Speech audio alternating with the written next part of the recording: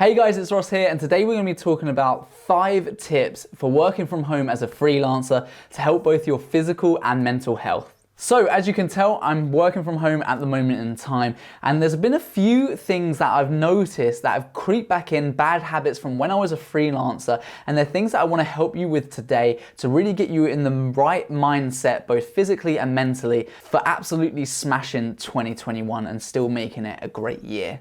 Now, I'm sure you'll agree your mental health is really, really important. So a lot of these tips are based on things like that you can do to keep you really positive and get the most out of it. Because when you're working from home, one of the biggest issues that people face is the fact that they are just in their own head the whole time. They only see the same 4 walls. And even if they're living at home with family or something like that, it's still really limited because you don't see anyone new. And it can feel really alone and really depressing to actually just have no other contact other than those 4 walls. And these tips will help you with that as well as trying to make sure that you're as productive as you can be, because that's another thing as well that starts to slip over time, is your productivity levels as well. So counting down from 5, my first tip is to book in meetings nice and early. Try and book those meetings in for like 9:30 if you can, because that will help keep you accountable and make sure that you're out of bed on time.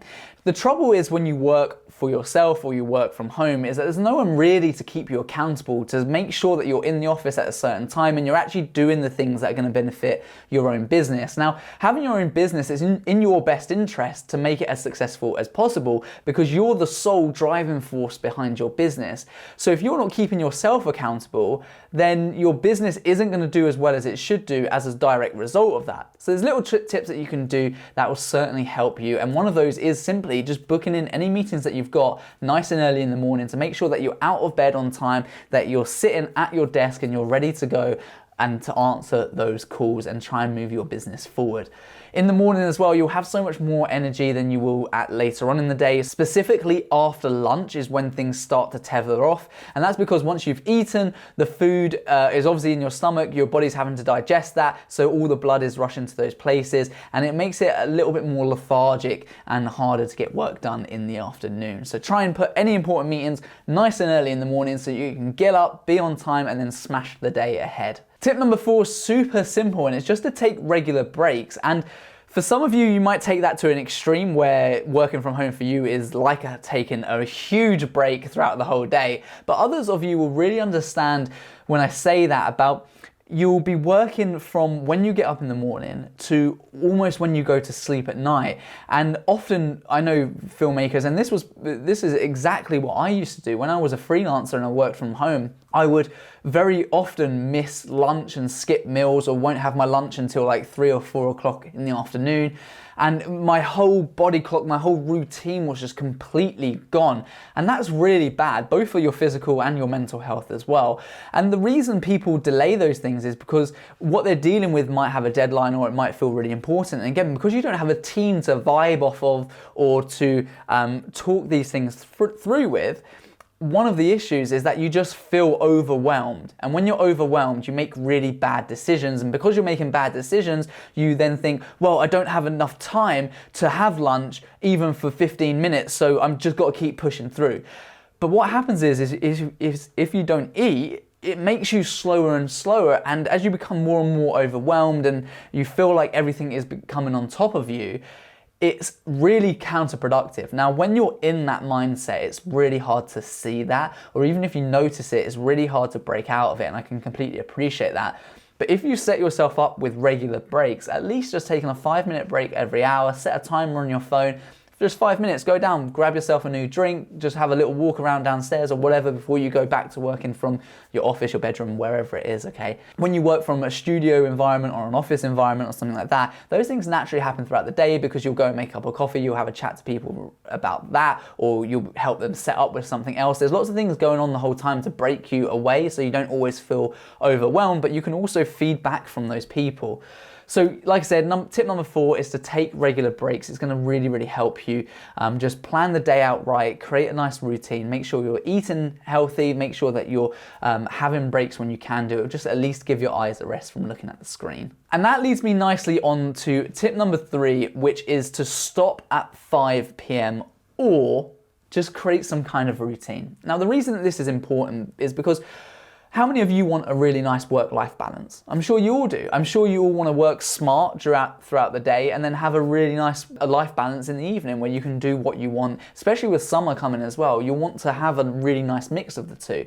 Well, I see a lot of issues with freelancers, and again, I was in this exact same position where I used to just work all the time because I accepted the fact that as a freelancer, I just was expected to work all times of the day. I needed to jump when the client said jump, or I needed to do this when I received an email, and it was unbelievably unhealthy. It was a horrible place to be, and as I look back on how I used to be, and now working from home again just for a short period of time, I'm noticing those things quite soon on and thinking, you know, I need to stop that right now because these things aren't healthy. I need to put things down, pack away at the end of the day. When 5 o'clock approaches, the same as you would in an office environment, start to pack things down, you know, tidy up your desk so you're starting afresh for the next day. And then in the evening, you've got what we call choice. You can choose to answer that email if you want to, but you don't have to. That is your personal time. And I like to fill that with gym stuff so I can stay physically healthy, and that again helps with your mental state as well, or go out for a walk, or just do anything that you enjoy in the evening. But it's really important to have your own space. Otherwise, you'll feel like you're just working all the time. You will then feel overwhelmed. You'll then miss your breaks, and then, you know, it just all comes cascading down from that point onwards. So whatever routine works for you, whether you can get out of bed and be at your desk or on your computer by 9 a.m. and work through till 5, or if it's 10 till 6, but try not to do things too outside of that, because most people that you deal with, most clients will work 9 till 5 for the most part. Some will message you in the evening, but they probably won't expect a response right there and then. They'll likely expect a response the following morning anyway, so you don't need to put those added pressures on yourself, and you can make that decision. So ultimately, create a routine and stick to it. One of the easiest things that you can do to show how determined you are to succeed in business is to get up early. It's a very simple thing, but it's something that when you wake up early and you feel tired and you don't want to get out of your nice warm bed into the cold and get ready for the day ahead, they're really big hills and really big hurdles that you need to overcome.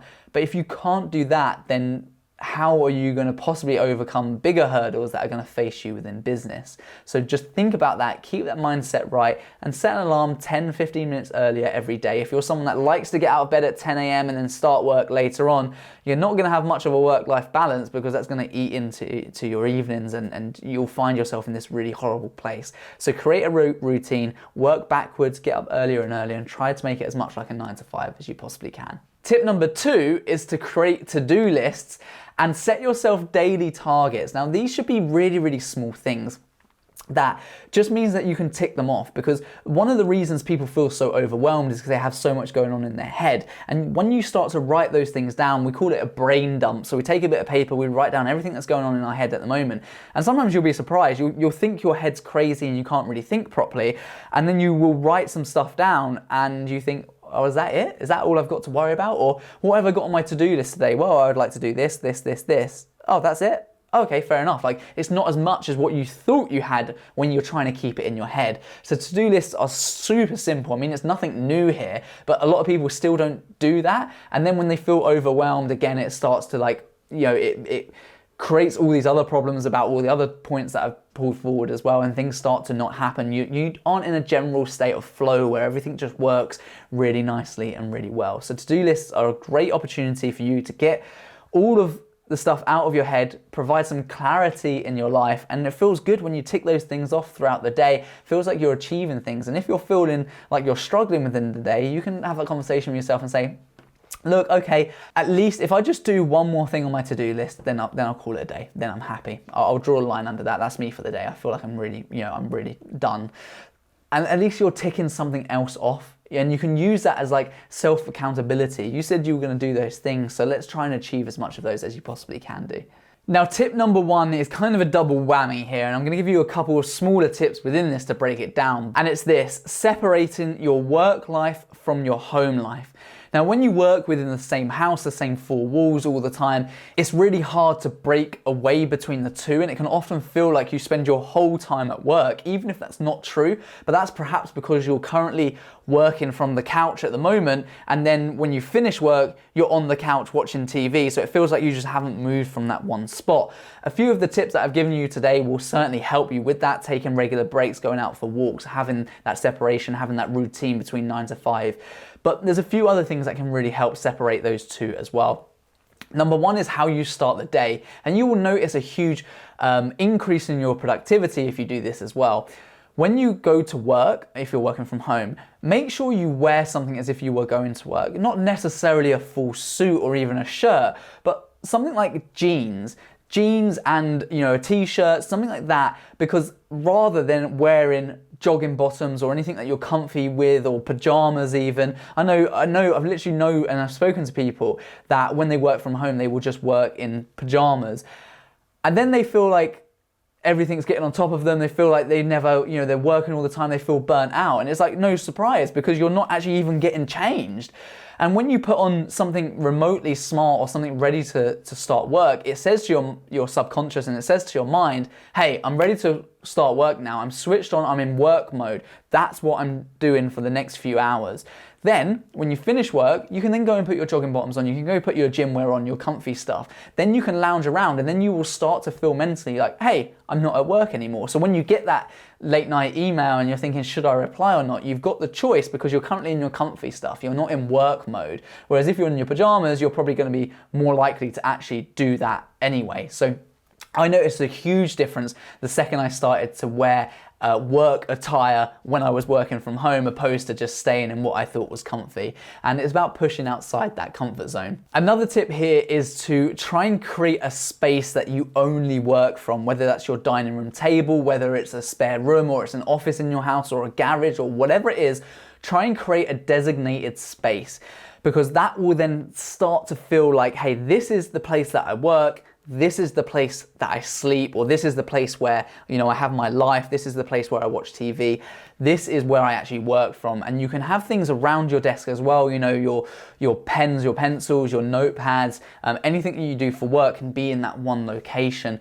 And by having that space, although it's not as great as having an office or somewhere separate that you can actually go to, just by having a designated space will definitely help separate that, hey, when I'm at this desk, I'm working. When I'm away from this desk, I'm not working. And again, it will just help to separate those two things.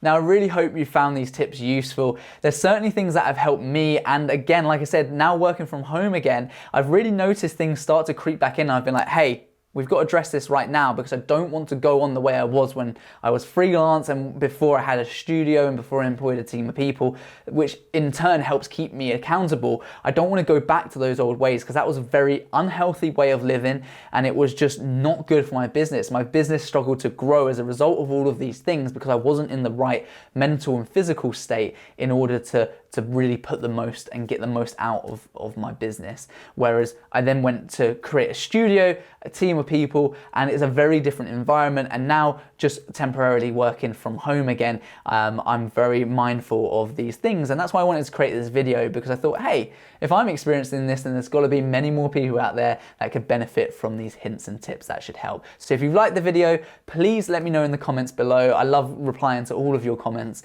and hit the like button and subscribe if you haven't already. We're growing this community at some rate, and that's really, really exciting to me. So thanks very much for watching. I look forward to seeing you on the next video. Peace.